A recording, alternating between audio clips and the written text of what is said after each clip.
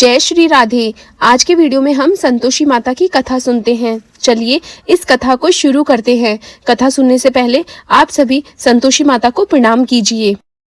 एक गांव में एक बुढ़िया रहती थी जिसके 7 बेटे थे। 6 बेटे कमाने वाले और एक बेटा निकम्मा था। बुढ़िया माई 6 पुत्रों का जूठा 7वें पुत्र को दे देती थी। 7वां पुत्र एक दिन अपनी पत्नी से बोला, देखो मेरी माता का मुझ पर कितना प्रेम है। वह बोली, क्यों नहीं, सबका बचा हुआ जूठा जो तुमको खिलाती है। वह बोला, जब तक मैं अपनी आंखों से ना देख लूं मैं नहीं मान सकता। पत्नी ने हंसकर कहा, देख लोगे तब तो मानोगे। कुछ दिन बाद एक बड़ा त्योहार आया। घर में 7 प्रकार के भोजन और चूरमे के लड्डू बने। वह पत्नी की बात को जानने के लिए सिरदर्द का बहाना बनाकर पतला कपड़ा सिर पर ओढ़कर रसोई में जाकर सो गया और कपड़े में से सब कुछ देखता रहा। 6 भाई भोजन करने आए। उसने देखा माँ ने उनके लिए सुंदर सुंदर आसन बिछाए हैं, 7 प्रकार की रसोई बनाई है और आग्रह कर करके उन्हें भोजन करा रही है। वह देखता रहा। 6 भाई भोजन कर उठ गए। माँ ने उनकी 5 थालियों में से लड्डुओं के टुकड़ों को उठाया और एक लड्डू बनाया। जूठन साफ कर माँ ने उसे पुकारा, उठ बेटा उठ, तेरे भाइयों ने भोजन कर लिया है, तू भी उठकर भोजन कर ले। उसने कहा, माँ मुझे भोजन नहीं करना, मैं परदेश जा रहा हूँ। माता ने कहा, कल जाना हो तो आज ही जा। वह बोला, हाँ हाँ जा रहा हूँ। यह कहकर वह घर से निकल गया। चलते समय उसे पत्नी की याद आई। वह गौशाला में कंडे छाप रही थी। वहां जाकर वह बोला, मेरे पास तो कुछ नहीं है, यह अंगूठी है, ये तुम ले लो और अपनी कोई निशानी मुझे दे दो। वह बोली, मेरे पास क्या है, यह गोबर भरा हाथ है। यह कहकर पत्नी ने पीठ पर गोबर के हाथ की छाप मार दी। वह चल दिया। चलते चलते दूर देश में पहुंचा।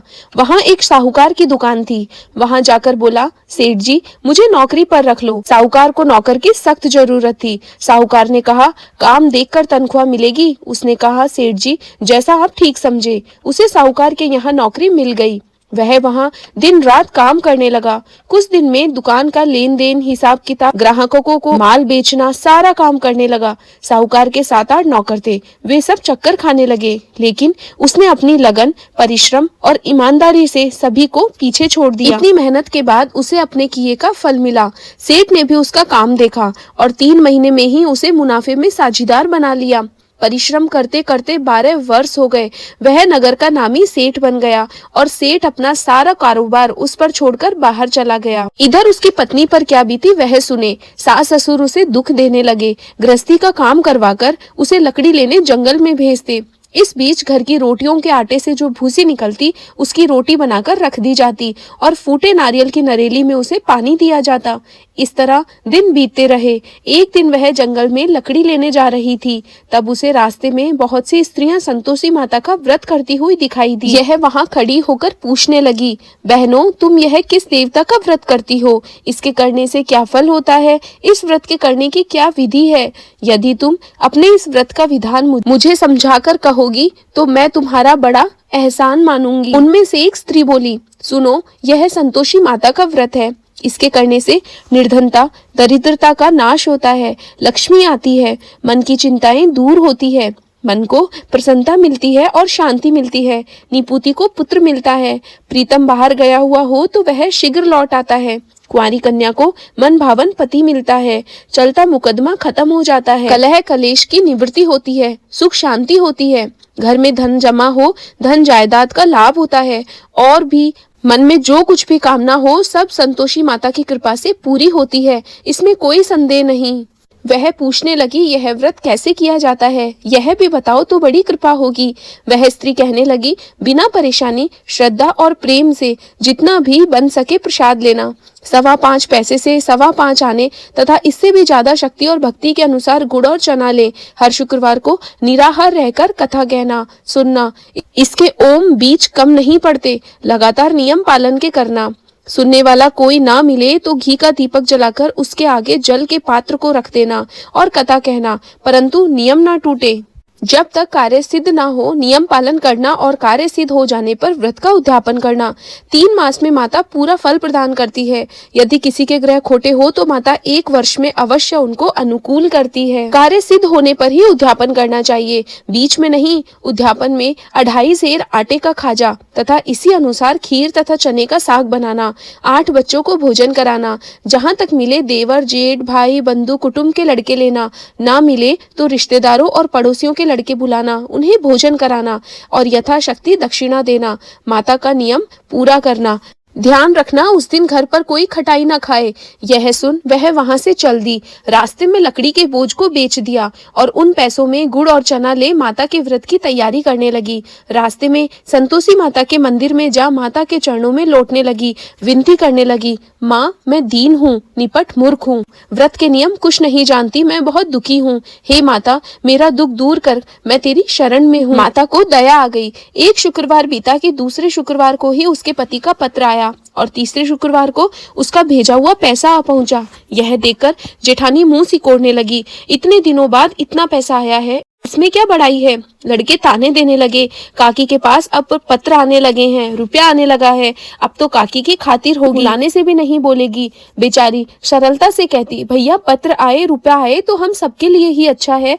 ऐसा कहकर आंखों में आंसू भरकर संतोषी माता के मंदिर में जा मातेश्वरी के चरणों में गिरकर रोने लगी। माँ मैंने तुमसे पैसा नहीं मांगा, मुझे पैसे से क्या काम, मुझे तो अपने सुहाग से काम है, मैं तो अपने स्वामी के दर्शन और सेवा मांगती हूँ। तब माता ने प्रसन्न होकर कहा, जा बेटी तेरा स्वामी जल्दी ही आएगा। यह सुन खुशी से बावली हो वह घर में आकर काम करने लगी। संतोषी माँ विचार करने लगी, इस भोली पुत्री से मैंने कह तो दिया है कि तेरा पति शीघ्र आएगा, पर आएगा कहाँ से, वह तो सपने में भी इसे याद नहीं करता, उसे इसकी याद दिलाने तो मुझे जाना ही पड़ेगा। संतोषी माता ने उस बुढ़िया के बेटे को स्वप्न में समझाया, पुत्र तेरी घरवाली कष्ट उठा रही है। वह बोला, हाँ माता यह मुझे मालूम है, परंतु मैं क्या करूं, वहां कैसे जाऊं, परदेश की बात है, लेन देन का सारा हिसाब किताब है, कोई जाने का रास्ता नजर नहीं आता, आप ही कोई राह दिखाएं कि मैं वहां कैसे जाऊं। माँ कहने लगी, सवेरे नहा धोकर संतोषी माता का नाम ले, घी का दीपक जला दंडवत कर और दुकान पर जा बैठना। देखते देखते तेरा लेन देन चुक जाएगा, जमा माल बिक जाएगा, सांझ होते होते धन का ढेर लग जाएगा।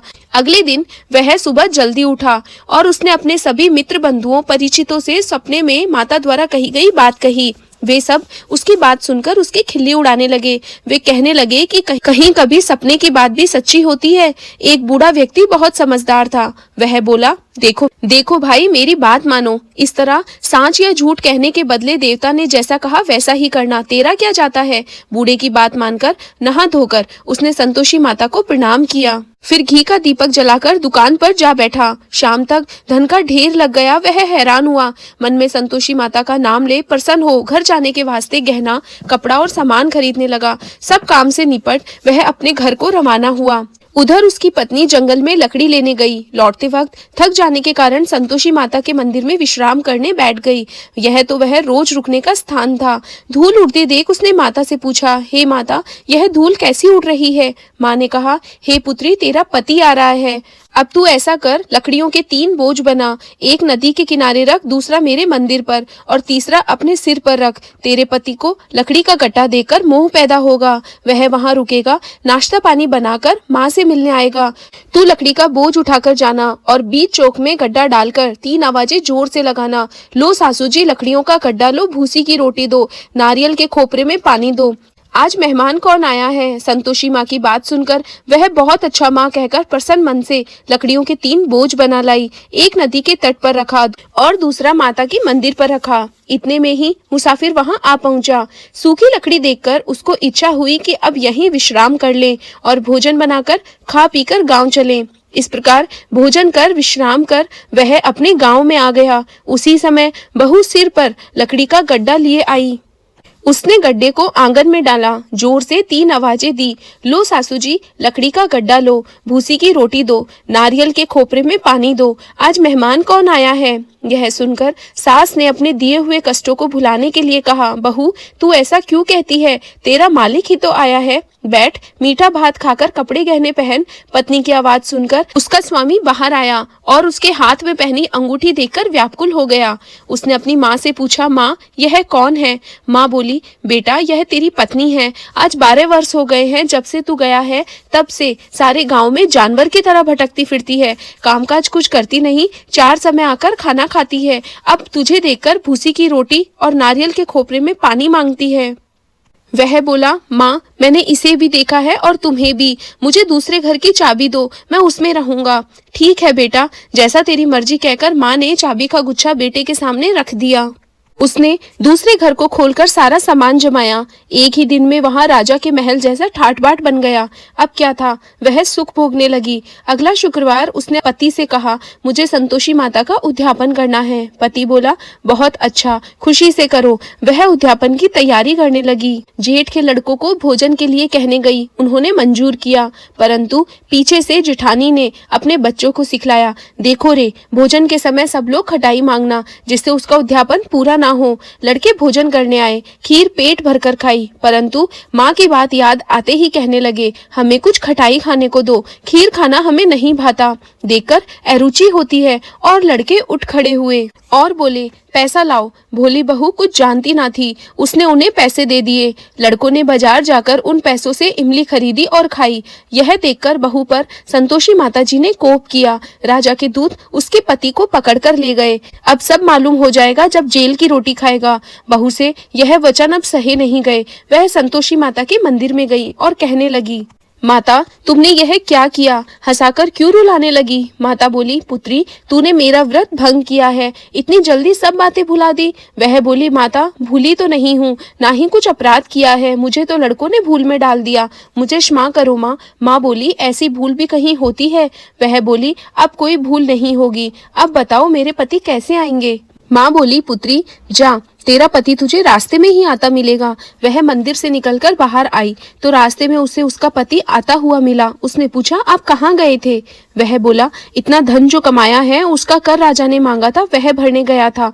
वह प्रसन्न होकर बोली, भला हुआ, अब घर चलो। फिर अगला शुक्रवार आया। वह बोली, मुझे माता का फिर से उद्यापन करना है। पति ने कहा, ठीक है करो। वह फिर जेठ के लड़कों से भोजन को कहने गई। जेठानी ने लड़कों को सिखा दिया कि तुम पहले की तरह ही खटाई मांगना। लड़के भोजन करने बैठ गए और बैठने से पहले ही खटाई मांगने लगे। हमें खीर पूरी नहीं भाती, जी बिगड़ता है, कुछ खटाई खाने को दो। वह बोली, खटाई खाने को नहीं मिलेगी, खाना हो तो खाओ। उनके उठकर चले जाने पर उसने ब्राह्मणों के लड़कों को बुलाकर भोजन करवाया। दक्षिणा की जगह उन्हें एक एक फल दिया। इससे संतोषी माता प्रसन्न हो गई। माता की कृपा से 9 महीने बाद उसको चंद्रमा के समान एक सुंदर पुत्र प्राप्त हुआ। पुत्र को लेकर वह प्रतिदिन संतोषी माता के मंदिर में जाने लगी। माँ ने सोचा, यह रोज आती है, आज क्यों ना मैं ही इसके घर चलूं, इसका आसरा देखूं तो सही। यह विचार कर माता ने भयानक रूप बनाया। गुड़ और चने से सना मुख, ऊपर से मूंड के समान होठ, उस पर मक्खियां भिनभिना रही थी। दहलीज में पैर रखते ही उसकी सास चिल्लाई, देखो रे, कोई चुड़ैल डाकिन चली आ रही है, लड़कों इसे भगाओ, नहीं तो ये सबको खा जाएगी। बहू रोशनदान से सब कुछ देख रही थी। वह प्रसन्न हो उठी, आज मेरी माता मेरे घर आई है। यह कहकर दूध पीते बच्चे को गोद से उतार दिया। इस पर उसकी सास क्रोध से भरकर बोली, अरे इसे देखकर कैसी उतावली हुई है जो बच्चे को पटक दिया। इतने में माँ के प्रताप से जहाँ देखो वहाँ लड़के ही लड़के नजर आने लगे। यह बोली, माँ जी, मैं जिनका व्रत करती हूँ यह वही संतोषी माता है। इतना कह उसने झट से घर के सारे किवाड़ खोल दिए। सबने माता के चरण पकड़ लिए और विनती कर कहने लगे, हे माता, हम मूर्ख हैं, हम अज्ञानी हैं, तुम्हारे व्रत की विधि हम नहीं जानते, तुम्हारा व्रत भंग कर हमने बड़ा अपराध किया है। हे माता, आप हमारे अपराधों को क्षमा करो। इस प्रकार बार बार कहने पर संतोषी माता प्रसन्न हो गई। इसके बाद उसकी सास कहने लगी, हे संतोषी माता, आपने बहू को जैसा फल दिया वैसा सबको देना। जो यह कथा सुने या पढ़े उसका सारे मनोरथ पूर्ण करना। जय हो संतोषी माता की। संतोषी माता की कथा समाप्त होती है। इसके बाद आपको संतोषी माता की आरती गानी है। आपको ये कथा कैसी लगी मुझे कमेंट में जरूर बताइएगा। इस वीडियो को लाइक, शेयर और चैनल को सब्सक्राइब करना ना भूलिएगा। मिलते हैं किसी नई कथा के साथ, तब तक के लिए धन्यवाद। जय श्री राधे, जय संतोषी।